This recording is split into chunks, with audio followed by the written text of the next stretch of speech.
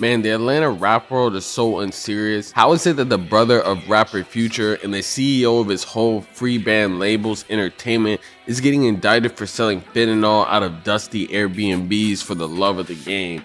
This all comes from an operation that occurred last Friday in Forest Park, Georgia, where FBI and DEA agents assigned to the HSTF arrested two men, Rico DeVille Bice, aka Casino, and David Estevan Montillo Diaz. You seriously can't make this shit up, man. You know shit is overcooked because they have a whole FBI press conference with Homeland Security discussing how much fentanyl they got off a raid on your stash. In shocking news to the Atlanta trap scene, the FBI, Homeland Security, and the DEA conducted a surprise raid and claimed to have caught FBG Casino in possession of multiple bricks of fentanyl with enough dope that could apparently, in their own words, kill millions of people. Because just 2 milligrams of fentanyl is a lethal amount, 21 kilograms is enough fentanyl to kill millions of people. It's really not looking good for FBG Casino. The once artist turned label executive of Freeband Gang was apparently just arrested in a crazy sting operation that might actually have him facing life with a capital L in prison when it's all said and done. On top of that, this investigation could have deeper ties that could result in the downfall of Freeband Entertainment and possibly even implicate Future himself. So today we got to get into this crazy situation right now in the federal operation that might just take down Freeband Gang. But before we do, gang, I'm gonna need you to do something for me, man. Like, comment, subscribe. Make sure you hit that notification bell so whenever I post, y'all tune in. And go tap into the merch at staysafeworld.com, link in the description. We got to get into this crazy news because it's not every day that one of your favorite rappers' brothers gets taken down as a drug kingpin for selling fentanyl, man. We're gonna get into it right now. Let's go. Chapter 1. Casino has never shied away from being a trapper. Even in interviews almost a decade ago, he talks about how trapping is a lost art form in Atlanta music, and some people just aren't doing it real like him. What's your definition of a trapper? Shit. Hey, these days, you gotta have a whole lot of shit. Hold on, you want to say trapper or swiper? Trapper or swiper? Trapper.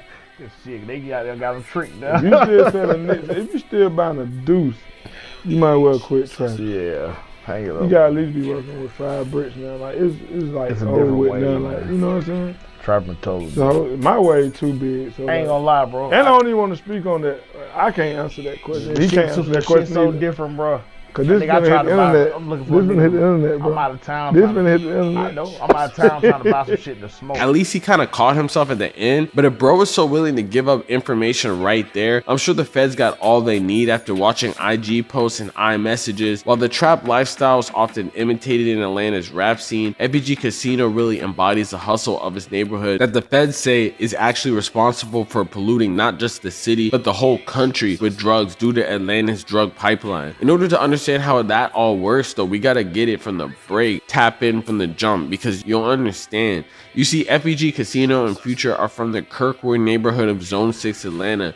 You probably heard of Future talking about it in his music, calling it Low Mexico. If you ever been to the Kirkwood area, it has a huge Mexican-American population. It was within these areas that Freebands was able to get plugs for drugs to get a foothold in the streets. Because of its huge transportation infrastructure and geographic location, Atlanta has always been a major transportation hub. It has the busiest airport in the world and several major interstates like 85 and I-20, which connect this city to other major cities on the East Coast. So basically, if you control the whole flow of imported drugs in Atlanta, you can control the flow of drugs in a large majority of the country. This is beyond just everyday trapping nickel and dime sacks. This is activity directly involved with Mexican cartel affiliates with huge amounts of work. This is how the feds allege that FBG Casino is able to make his money that they estimate could be in the millions of dollars. Obviously, coming out of Zone 6, there isn't much opportunities to become a millionaire, so he went headfirst into trapping, helping finance his brother's rap career, which was probably the best investment he ever made, because this, combined with family connections with Dungeon family, turned Future into a star and left Casino super tapped into the rap scene in general. However, it seemed like even after all the success, he either wanted his own money or Future wasn't paying his CEO enough, because he kept selling drugs, which led to his crazy downfall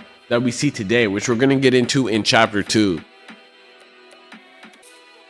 In the early morning of November 14th, 2025, Casino, aka Rico DeVille Boyce, and David Esteban Montillo Diaz were arrested on a surprise raid off an Airbnb rental property in Clayton County, Georgia. Law enforcement executed a search warrant at a Forest Park rental property on November 14th, where they seized 21 kilos of fentanyl, $380,000 in suspected drug proceeds, and a firearm. This all comes from an operation that occurred last Friday in Forest Park, Georgia, where FBI and DEA agents assigned to the HSTF arrested two men, Rico DeVille Boyce, aka Casino, and David Esteban Montillo Diaz. Defendant Boyce was caught fleeing from an Airbnb rental where agents were executing a federal search warrant. Boyce was carrying a rubber-banded stack of cash, about approximately $4,000, but a lot more banded cash, approximately $380,000 worth, was found inside the home, along with approximately 21 kilograms of suspected fentanyl, a money counting machine, a vacuum sealer used to package bricks of illegal narcotics, and the Glock 19 semi-automatic pistol that's on the table. Because just 2 milligrams of fentanyl is a lethal amount, 21 kilograms is enough fentanyl to kill millions of people, and its street value is nearly $500,000. Diaz, the second defendant who's charged in this case, is a Southern California resident with no ties to the Northern District of Georgia. He was inside the Airbnb house when agents arrived.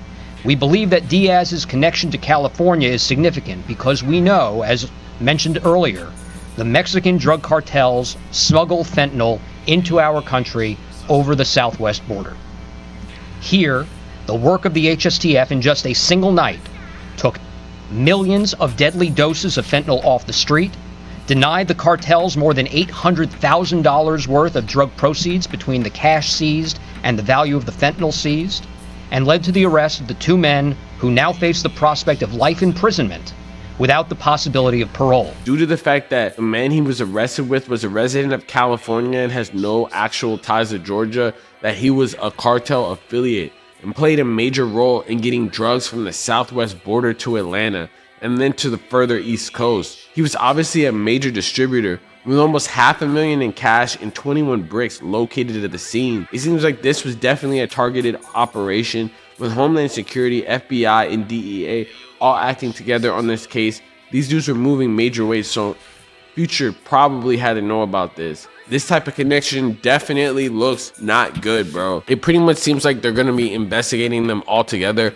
And it's like they already knew where all the stuff was, who had it all. So obviously they were tracking this whole operation for mad long. And probably just by the way that the DEA, Homeland Security, and FBI were talking in this whole press conference was one of the biggest busts they've seen in a while, bro. Honestly, that's crazy. Bro got caught with like almost $500,000 in cash and money counters. Is literally like a Future song, bro. Honestly, not surprising. Bro is obviously moving all types of ways wrong if they're able to get a search warrant and then just kick down a house that isn't even yours, bro.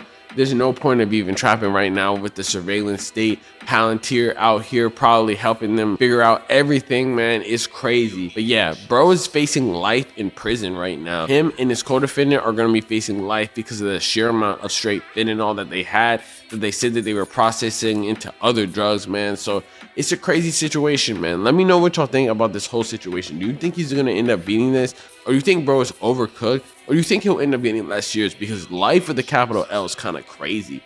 But then again, they said that bro had enough fentanyl to kill like 100,000 people, man. But hey, let me know.